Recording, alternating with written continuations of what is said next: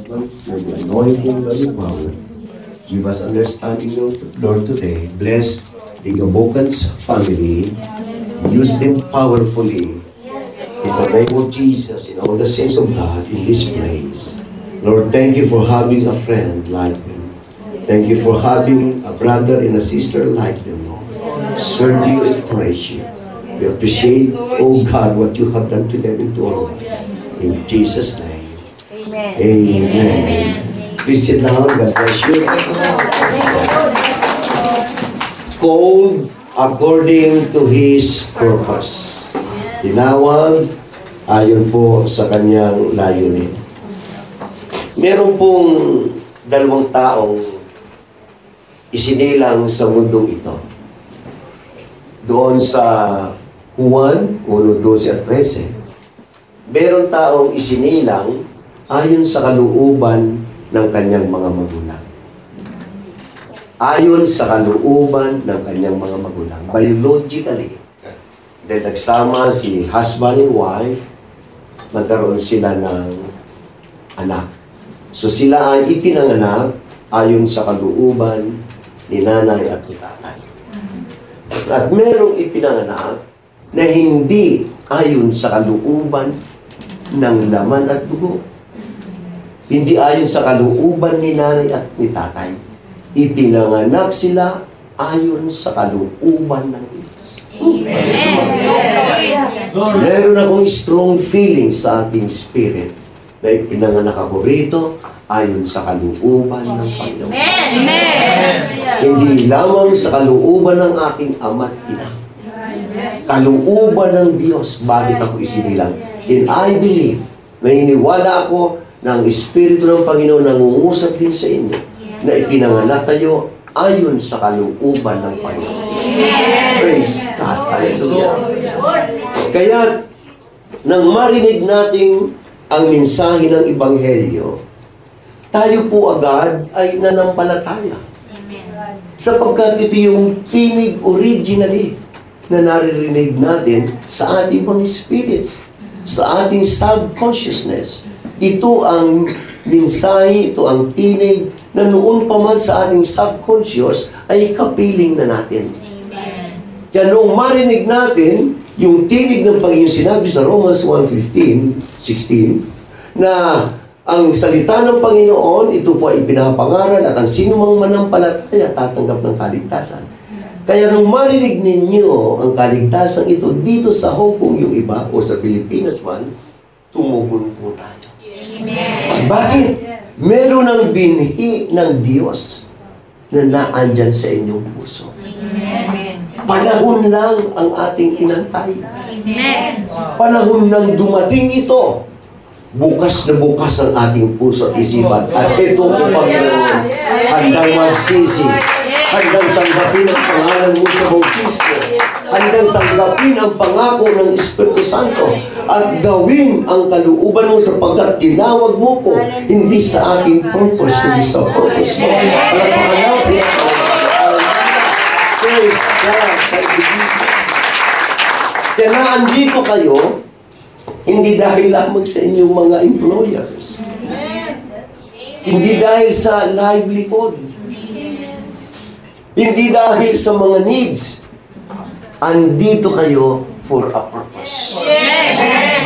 Yan ang i-discover ninyo ano ang purpose ng Panginoon. Bakit kayo nandito? Ang purpose ng Panginoon, bigyan tayo ng eternity. Bigyan tayo na samantang nasa lupa, i-bless ka ng Panginoon sa three aspect ng inyong buhay. Physical, spiritual, at financial. Giving yun. At hindi mo hingin yun. Giving yun. Wala siyang gagawin sa anak niya, kundi i-bless. Amen. Nasa isipan, nasa plano lang di siya. Kapag niya ito, puso ka ng Diyos. Ang gagawin lang natin, gawin natin yung purpose niya. Maging matapat, maging matapat, maging matapat, at maging matapat. Yun ang bottom line ng purpose ng calling niya. Maging matapat, maging matapat, maging matapat, maging matapat. Amen. No more less. Wala ba? Maging matapat sa Diyos. Iyan ang purpose ng pagkatawag niya. Wala nonsense ang ating hallelujah, praise the Lord. Ang ating lundag-lundag, ang ating pagpunta sa Diyos kung hindi tayo matapat. Hindi natin na-accomplish yung purpose ng tawag sa atin. Kaya tayo nagiging ganito. Bakit? Naandyan ang binhi, praise God, ng pangalan, ng salita ng Panginoong Kristo sa ating puso. At tayo ay naturally nagre-respond sa Kanya. Na walang resistance, walang complain, walang urong-sulong, basta sumusunod tayo. Kayo ba, nung bautismo na ako, Pastor, sabi sa akin nung, dahil doon ako kay superintendent, pastor ko si Pastor Bodegas bautismo ka na. Wala akong, sunod-sunod lang ako, walang resistance. Punta sa tubig, inubog sa tubig, tapos kada linggo, buhat noon, napuspos ako ng Holy Ghost. 3 days before water baptism, namang Holy Ghost ako, sunod-sunuran na. Hindi ba ako nakapag-isip ng complaint, hindi ba ako kaya sa akin yung maglingkod sa Panginoon, hindi sakripisyo. Yes. Pribileyo. Oh, yes. Hindi sacrifice ang maglingkod sa Panginoon. Right. Privilege po yan. Tandaan nyo ito. Hindi kayo nabibilang sa isang malaking organization lamang. Hindi kayo nabibilang sa isang sorority, fraternity, o anumang association. Nabibilang kayo sa katawan ng Panginoon. Sa katawan ng Panginoon sa Kristo kayo nabibilang. Mga kapatid, huwag niyong maging inferior, huwag kayong panghinaan ng loob. Bakit ganito lang ako, Panginoon? Sana ako ang employer. Sana, Panginoon, ako ay ganito. Mga kapatid, huwag kayong mag-isip ng ganun. Maaaring sa tingin nila ganun kayo. Pero sino kayo sa harapan natin? Yes! Sino kayo sa katawan ni Kristo? Si Kristo ang ulo. Kayo ang katawan. Walang ulo na walang katawan. Subukan niyo makasalubong ng ulo lang. Kung saan kayo magtatakbo. O kaya katawan lang na walang ulo. Incomplete si Kristo by Himself, Pastor. Yes, As yes. head. Christ become complete because we belong to His body. Hallelujah. In the church is also incomplete without the head, the Lord Jesus Christ. Kaya sabi ni Pablo, we are complete in Him. Bakit? Nakakabit tayo sa ulo. Kaya kumpleto tayo kay Kristo. Kaya huwag ninyong tingnan ang inyong kalagayan dito sa mundo. Ang tingnan ninyo kung sino kayo sa Panginoon. Hallelujah sa Panginoon. We love you, Jesus. We bless you. Hindi kayo nabibilang sa isang religion. Hindi kayo nabibilang sa isang organization. Kasi kung religion lang pag-uusapan natin, pag Muslim na tayo, pwede 4 asawa ron. Hindi, walang paninira, di ba? Ngayon kung ganda ng organization, mag-iglesia na tayo. Pero hindi lang hinahabol natin. Ano hinahabol natin? Yung katotohanan. Nabibilang tayo sa katawan ng Panginoon. Kabilang ako sa katawan ng Panginoon. Kaya nung marinig ko ang Ebanghelyo, wala akong resistance. I submit, I obey, and remain a sustainable, faithful life in the Lord Jesus Christ. Kilala ko na siya. Nararamdaman ko siya. Nung mapuspos ako ng Holy Ghost, tumatalon ako, sumisigaw ako. Ito ang hinahanap ko. Nagkaroon ng contentment ang buhay ko. Nagkaroon ng satisfaction ang buhay ko. Nagkaroon ng peace. Nagkaroon ng joy. Nagkaroon ng righteousness. Ano pa hahanapin ko? Kumpleto na ako sa Kanya. Wala nang kulang. Kumpleto na tayo sa Panginoon si Kristo. Banggitin mo lang ang pangalan ng Panginoon. Andiyan ang sagot. Amen. Andiyan ang sagot. Subok na namin mag-asawa. kasama ang Panginoon. Nung mag-full time kami, nag-Bible school lang kami. Pastor, may anak na ako. May isang anak na kami nung mag-Bible school ako. Nag-resign siya. Nag-resign ako, nag-full time kami. After a few years, blinis. After 1 year, blinis kayo ng Panginoon. Blinis. Hanggang ngayon, blinis. Blinis ako ng pamilya. Naipatayo namin ang multi-million Bible school. Wala kami puhunan. Basta may Jesus Christ na you have everything. You have everything. It's a matter of a faith like the seed of mustard. Yes. Yes. Magkaroon ka lang ng pananampalataya katulad ng mustasa. Yes. Hallelujah. Garantisado. Bakit? Yung butong maliit na yun, may buhay yun. Pag tinanim mo yun, tutubo yun. Lagi magkaroon ka lang ng gamustasang pananampalataya. You are complete in Jesus. Huwag kayong matakot. Huwag kayong mag-alala. Huwag kayong magduda. Dahil ang magduda kay Kristo, para sa atin, isang criminal offense. Yes, yes. Magdududa ka sa Creator.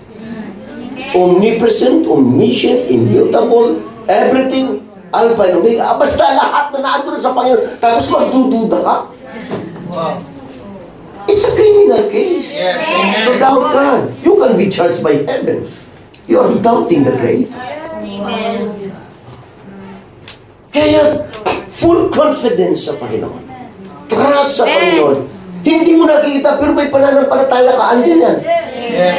Faith is the substance of things hoped for. The evidence of things. Of things. Evidence, pero hindi nakikita. You have the evidence.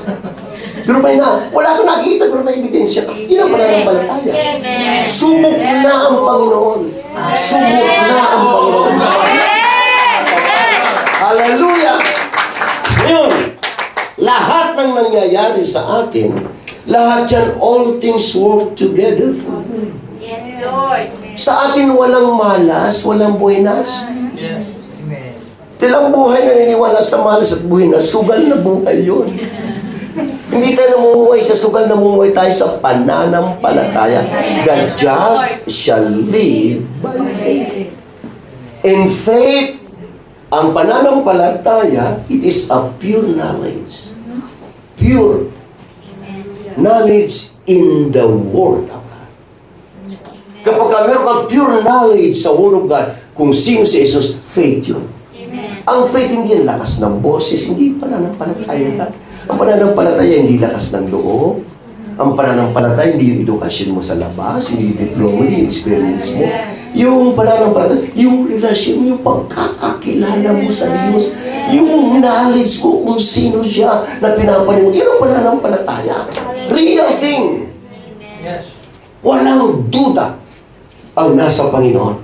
Kaya lahat ng nangyayari sa buhay natin, mga kapatid, that is working together for good. Meron siyang ina-accomplish doon. Bakit? Nagmamahal ka sa Diyos eh. Kaya yung pagmamahal mo sa Diyos, sinusukli ng Diyos ng mabubuting bagay. Bakit? Meron siyang ginaganap sa inyo. Meron siyang ginagawa sa inyo. Yung purpose ng Panginoon, ina-accomplish niya sa buhay natin. Ina-accomplish na yan. Kaya, pag-isip sa mga Lord, your guidance, your direction. Guided ka ng Panginoon. Hindi nyo ba napapansin yan? Directed ka ng Panginoon. Bakit? Meron siyang i-accomplish sa inyo. Meron siyang tatapusin sa inyo. Hindi darating ang Panginoon hanggat hindi siya tapos sa inyo. Amen. Thank you, Lord. Hindi darating ang Panginoon. Ganun ka-importante sa Kanya. Yes, Lord. Hanggat hindi siya tapos sa iyo, hindi siya darating. Tatapusin niya ang kanyang covenant sa iyo. Nang tawagin tayo ng Panginoon, pumasok siya ng pakikipagtipan sa atin. Na i-accomplish ko ang pangako ko sa iyo. Kaya i-accomplish mo rin ang pangako mo sa akin. Covenant ang kasunduan. Kaya ang relasyon natin sa pagkatulad ng mag-asawa. Hindi lang same-sex. Na pag-aasawa. Labag sa batas yun. Ganyan ang relationship natin sa Panginoon. Yung dalawa nagiging isa. Kaya sa mag-asawa sa chapter 7 ng 1 Corinthians, ang sabi ni Pablo, ang may-ari ng aking katawan, yung asawa ko. Ang may-ari ng katawan ng ni Sonia, ako. Kahit na yung anak ko, wala siyang karapatan sa katawan ng asawa ko. Ako walang karapatan sa anak kong babae. Sa katawan niya. Asawa ko lang ang may karapatan sa akin. Ganyan ang relationship natin sa Panginoon. May karapatan siya rito. Kaya, sabi doon sa 1 Corinthians, know ye not that your body is the temple of the Holy Ghost. Temple of God. Nang sino mag-defile sa temple na yan, whom God will destroy. Alam mo, Pastor, yung salitang defilement doon, two things ang nagdi-defile sa katawan. False doctrine and fornication. Hindi madi-defile ang katawan mo kung masubrahan ka ng sugar. Yung spirit mo. Hindi madi-defile. Magkakasakit, pero hindi madi-defile. Yung sabi ni Pablo ron, ingatan natin ka. Salamat sa Diyos. Nasa totoong doktrina tayo.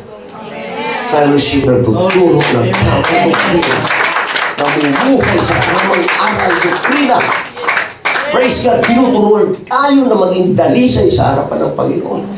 Saan tayo makakuha ng ganyang fellowship?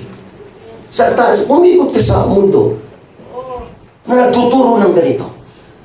Dito, pagpasok ko lang, nararamdaman ko, hindi si Pastor Richard ang itinatas natin dito. Yes. Jesus. Yun ang beauty nito, mga kapatid, sa fellowship na ito. Si Jesus Christ ang itinatas natin dito.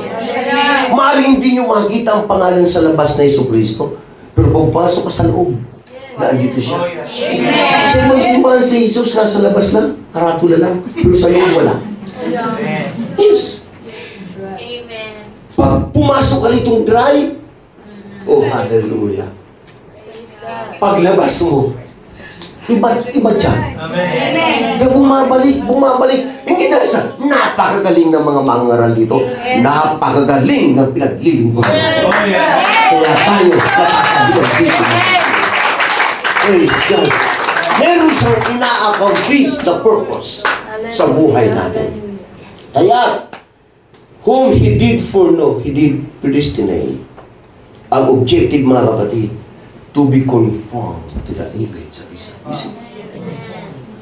Ang purpose, i-conforme tayo saan? Sa wangis ng Panginoon sa Kristo.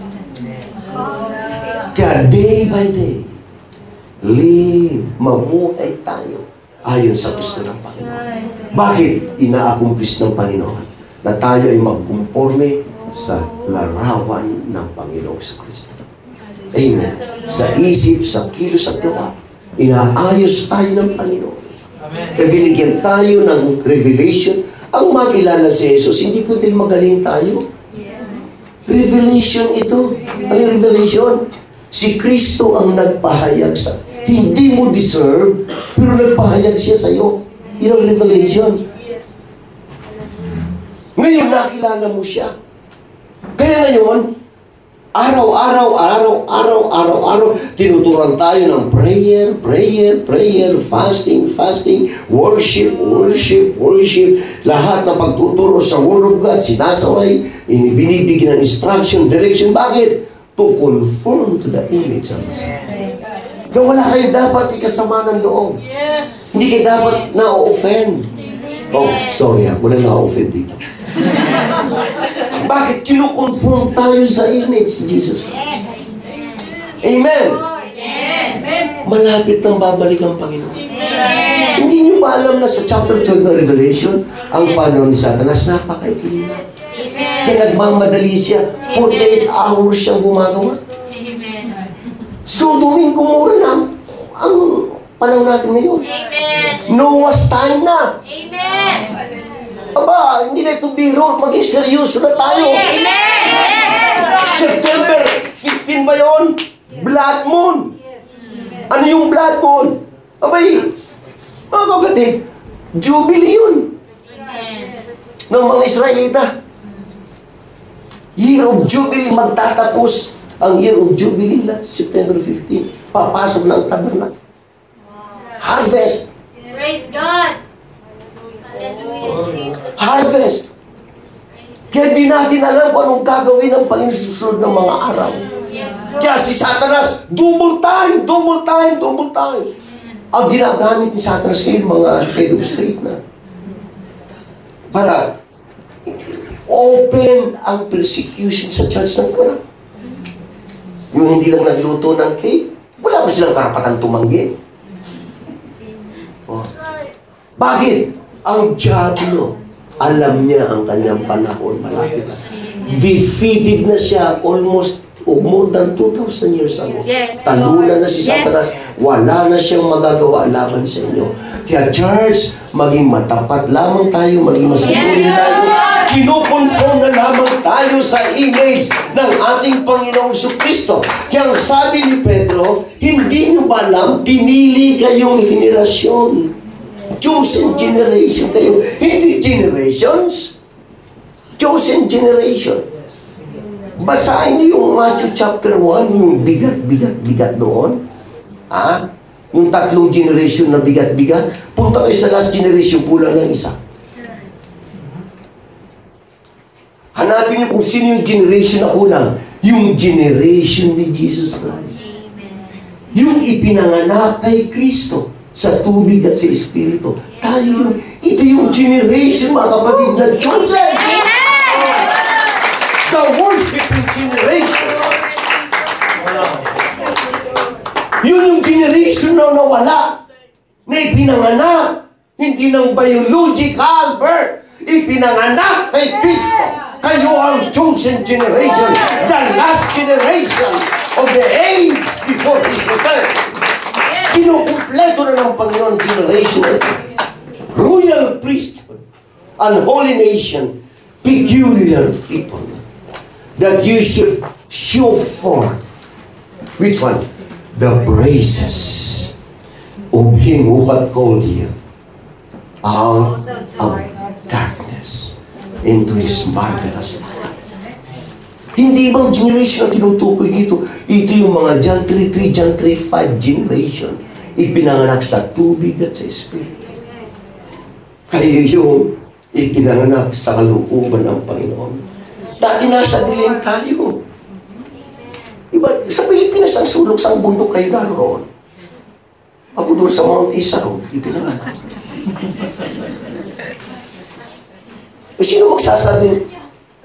Hindi ako ang nagplano. Somebody has, somebody made a plan for me. Yes, Lord. Meron nagplano sa buhay ko. May nagplano sa buhay ninyo. Galing sa dilim, dinala tayo sa liwanag, which in time past, you are not a people of God. Saan tayo? Anak tayo ni Satanas, 8:44 ng Juan, mga sinungaling tayo, liars. Amen. Yung mga sinungaling, sino ang ama nila? Yung father of lies, si Satanas. Amen. Ang Diyos natin makapangyarihan, Pastor. Ang isang makasalanan kayang gawing santo. Amen. Ganyan ang power ng Panginoon. Ang isang kambing, hindi ito magagawa ng sinong siyentipiko. Ang isang kambing kayang gawing tupa. Sino pwede gumawa niyan? Ang ating Panginoon. Amen. Hindi tayong bayan, ginawa tayong bayan. Hindi tayo anak, ginawa tayong anak. Si Jesus lang makakagawa niyan. Kaya appreciate natin ang gusto ng ating Panginoon. Ngayon, nakakatawag na tayo ng, sabi ni San Jose, nakakatawag na tayong Abba, Father. Bakit na nakakatawag na tatay, daddy, papa? Because the Spirit of God is a witness to our spirit that we are the children of God. We were born in spirit. Pinangat tayo sa Espiritu, kaya nakasabi, Panginoon, ikaw talaga ang ama ko. Ikaw talaga napakabait. Dati hindi ako tao ng Diyos. Hindi ako nakatanggap ng biyaya, pero ngayon tumanggap na ako ng biyaya. Kaya Panginoon, wala na akong maibibigay pa sa iyo. Ito ang buhay ko. Wala kang iba. Kaya namumuhay lamang tayo rito mga pilgrimage pansamantala.